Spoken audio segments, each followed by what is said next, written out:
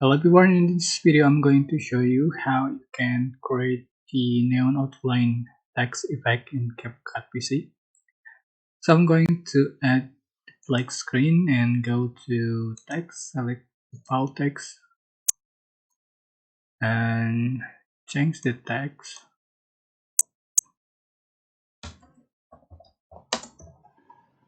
and resize, and I'm going to select the style for text, and up or down you can go to export, just export it, and up or down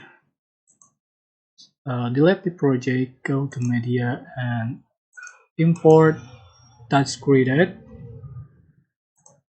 and then add the track, go to effect and select the neon outline effect just for the strings that you need,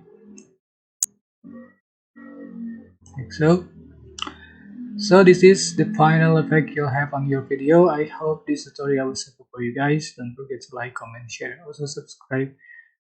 Thank you so much for watching, and I'm sorry for the noise in the video. Bye bye.